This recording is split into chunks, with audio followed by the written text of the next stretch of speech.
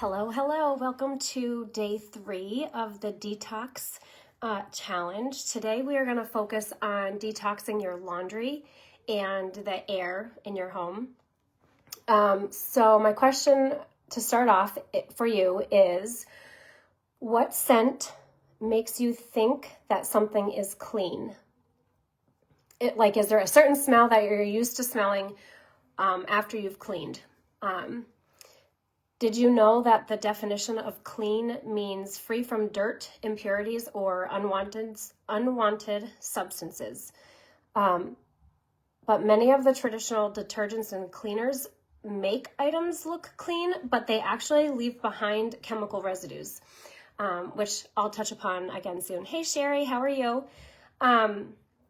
So the first day we talked about cleaning products and how on a daily basis, we're exposed to over 700 chemicals daily, and our skin is our largest organ and absorbs up to 60% of what we put on it or what it comes into contact with. We also talked about 5 of the most harmful chemicals that are in cleaning products, and the second day we talked about personal care products, specifically body washes, deodorants, and lotions.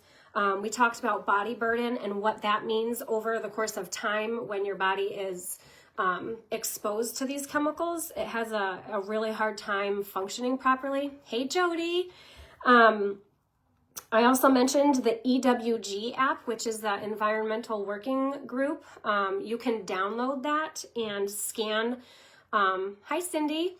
The EWG app, you can scan products on there and it will show you if products are in the green, which is what you want, or in the red or in between, and it will show you, it will tell you the ingredients and why they're harmful. And we also talked, my challenge to you was to pick one of those, pick a product in your personal care that you use on a daily basis and scan it. And then today we're going to be talking about your laundry and the air that's in your home. So let me see. We also have been talking about fragrance, which is the most harmful chemical in detergents and dryer sheets and air fresheners, again, that can trigger all negative effects. But more specifically, I wanted to talk about the fillers that are in traditional laundry detergents.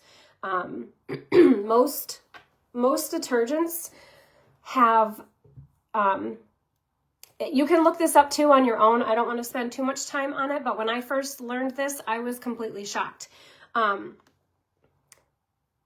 Fillers in detergents include cheap, unnecessary ingredients that are added in order to basically bulk up the product, to make it seem like you're getting more for your money. The fillers don't actually help to clean your clothes, and they can actually cause skin irritation, allergies, and then residue, believe it or not, residue buildups in your washing machines. So, with that being said, do you know why? Take a guess. Let me know in the comments. Why do you think laundry detergent is blue? I never knew this until just recently. Hang on, I feel like I have something in my eye. Tell me why you think laundry detergent is blue. They are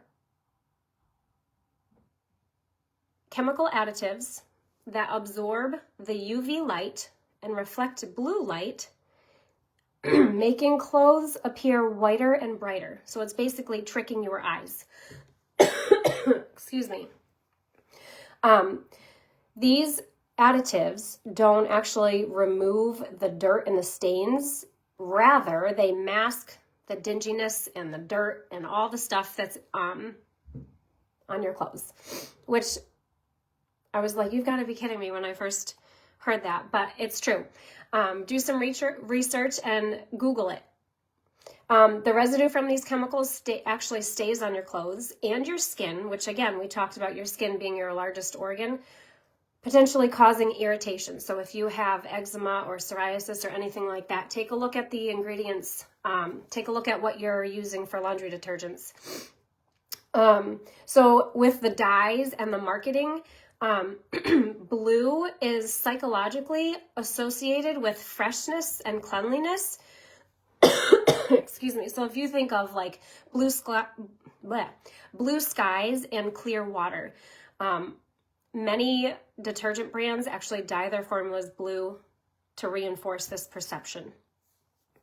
The color does not actually serve a cleaning purpose. It's more for that, the trick with your eyes to reinforce that perception, to make it seem like things are cleaner.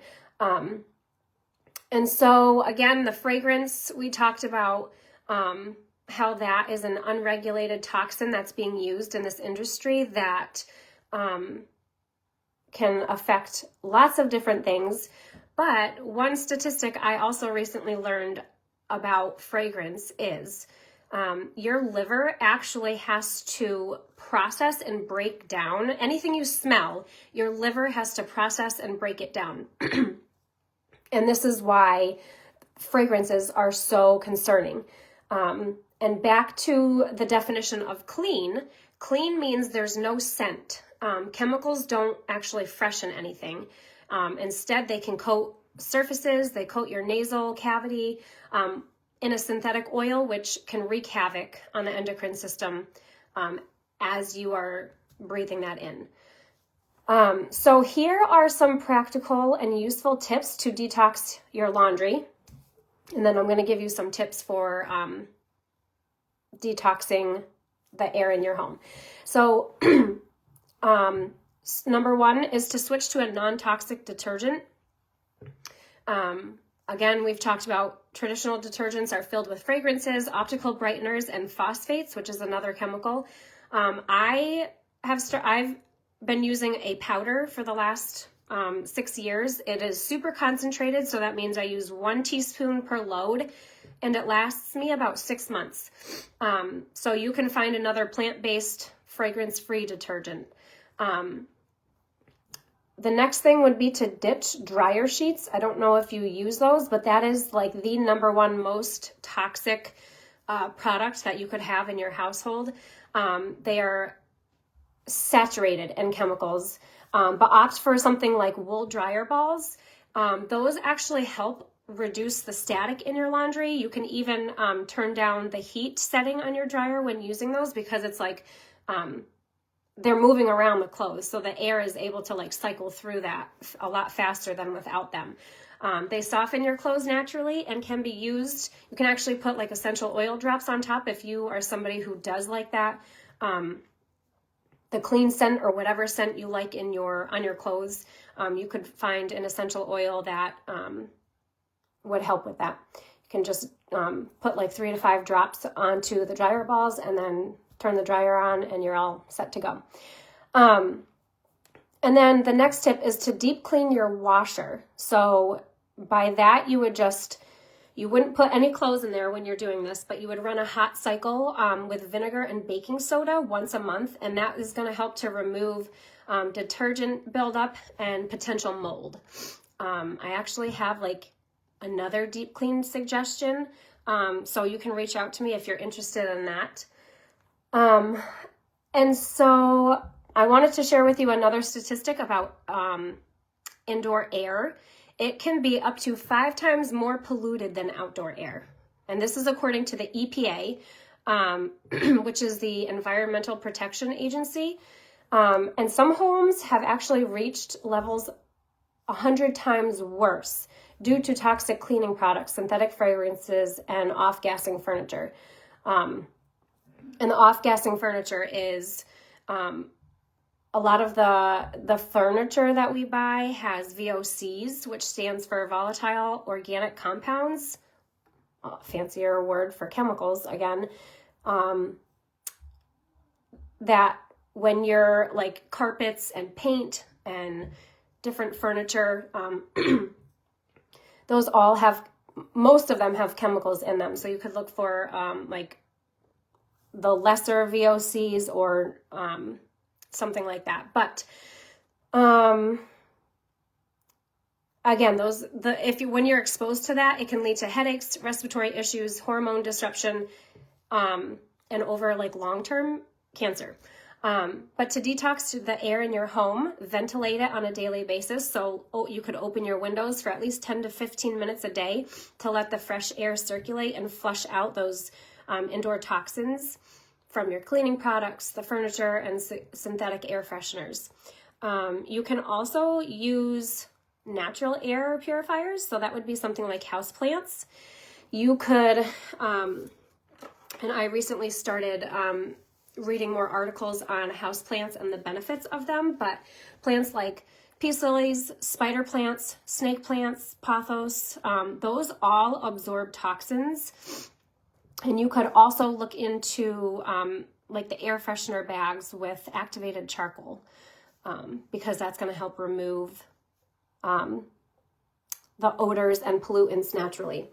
And so I wanted to kind of talk about, to wrap up here, when we start to detox these, it obviously takes time for our bodies and our homes to rid these chemicals. Excuse me. And it can start from anywhere from 24 to 48 hours, and it can last all the way up to 3 to 6 months.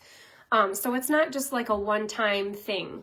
And this isn't to this isn't to scare you or to say that you're doing the wrong thing, but it's more for you to understand, to have a better mindset of how to go about, purchasing products, and how to make safer swaps. So my challenge for you is, for anyone who ditches a product, or let's just say, for anyone who ditches one chemical and shares a picture of their safer swap, I don't know if I just mixed that up. I'm getting all tongue-tied today. If you share a picture of it, I will enter you into a special giveaway.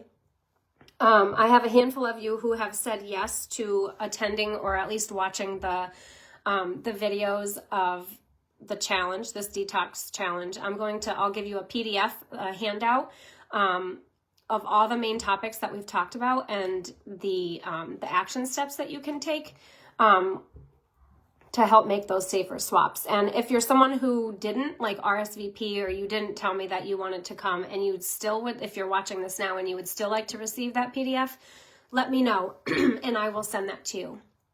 But for the first 5 people who fill out, I'm sorry, I'm getting mixed up here. I'm going to be offering, along with the PDF, I'm going to be giving you a survey. If you fill out the survey, the first 5 people to fill it out will receive a free 20-minute one-on-one consult with me on how to create like a customized detox action plan. So that can be for a detox plan for your body and for your home. So again, I hope this was helpful. My goal is to make it more applicable and easier to understand with takeaways, just little tips and nuggets for ways to improve healthier living. That's safer for you and your family. So thanks for joining. I hope you learned something new. Again, reach out if you have questions, and I will be reaching out to those who specifically said yes, and I will be sending you the PDF and the survey. But I hope you have a good night, and we'll talk to you soon.